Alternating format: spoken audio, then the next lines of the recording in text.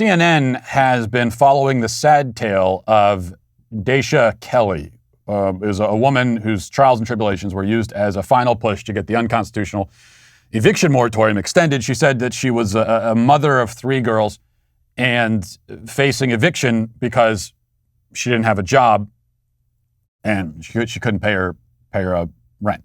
Now, of course, there are millions of open jobs available right now.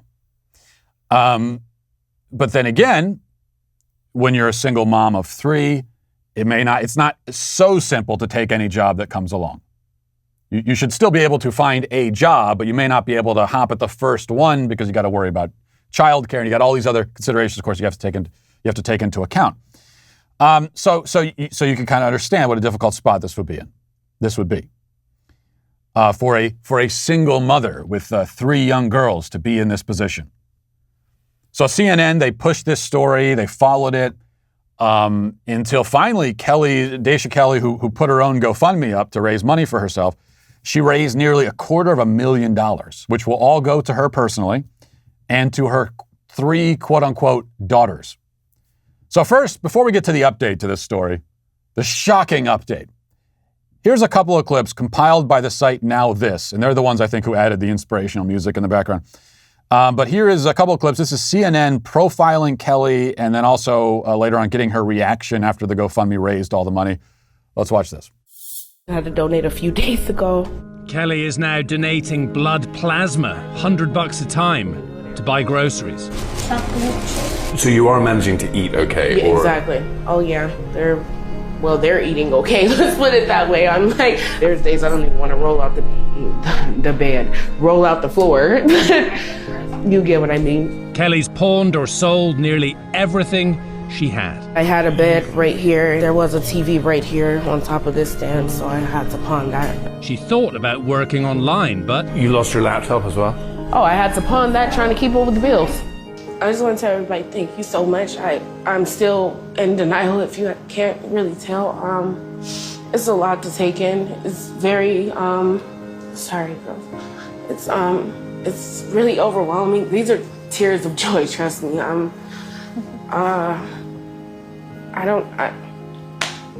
just so thankful. I appreciate each and every one of you. And I would especially like to thank, I don't know if I can, but Kim, the one who reached out to my family. I'm so thankful.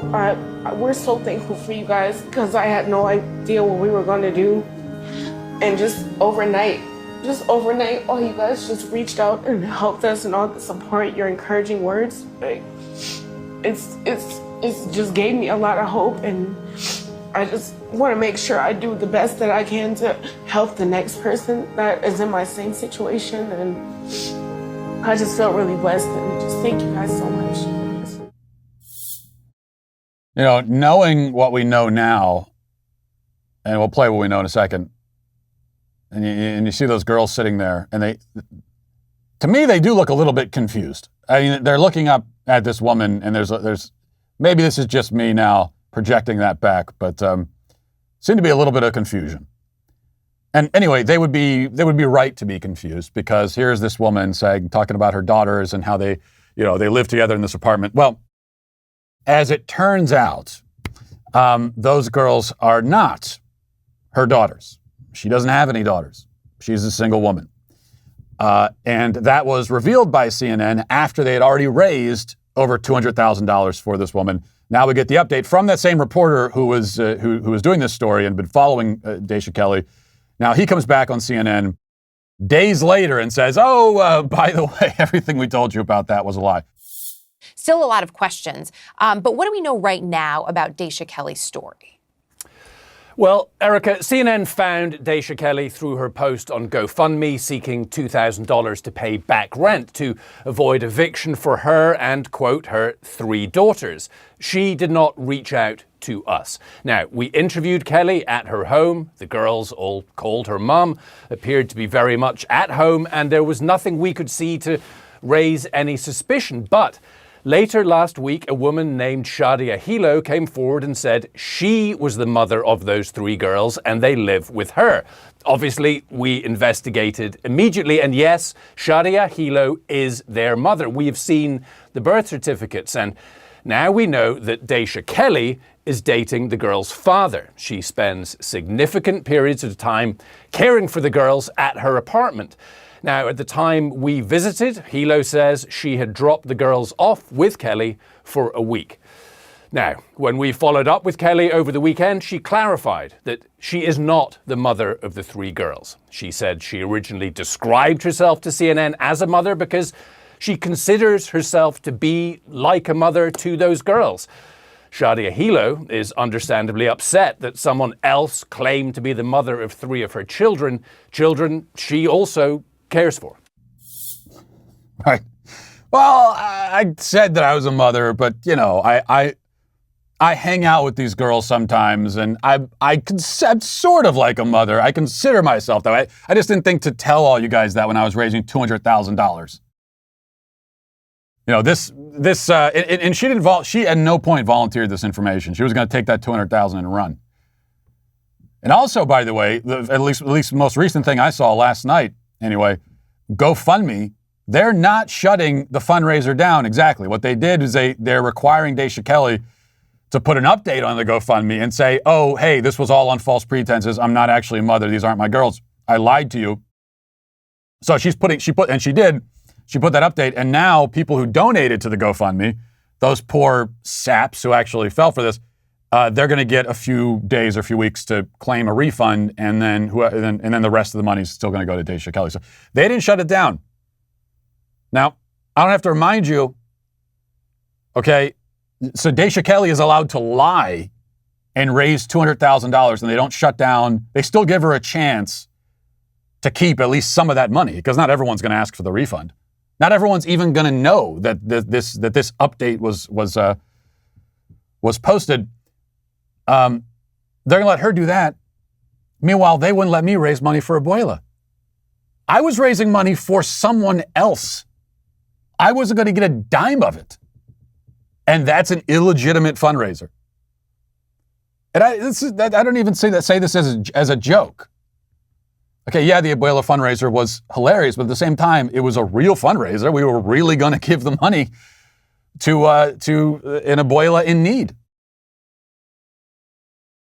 Here you have someone raising the money for themselves and lying in the process, and they're going to be allowed to keep at least some of it. I'm guessing a good chunk of it is going to remain, and they're going to get to keep it. So obviously, this is a scam. This is not, I misworded it. I didn't mean, no, you lied. And the actual mother of these girls didn't know this was happening. Imagine you drop your kids off with someone, and then later you see your kids on CNN. You see them on CNN starring alongside the person who's babysitting your kids in this pageant, so they can raise money. Can you imagine that? How outrageous and angry that would make you?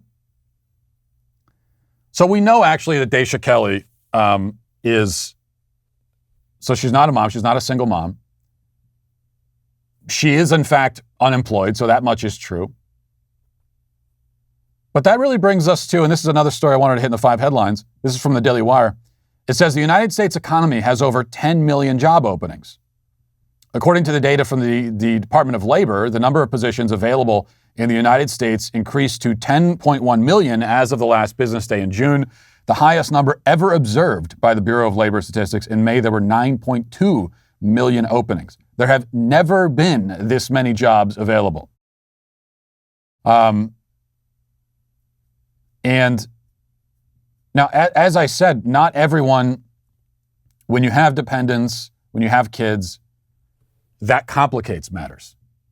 Clearly, if you don't have a job, you need to go find one, and you need to keep hitting the pavement until you do.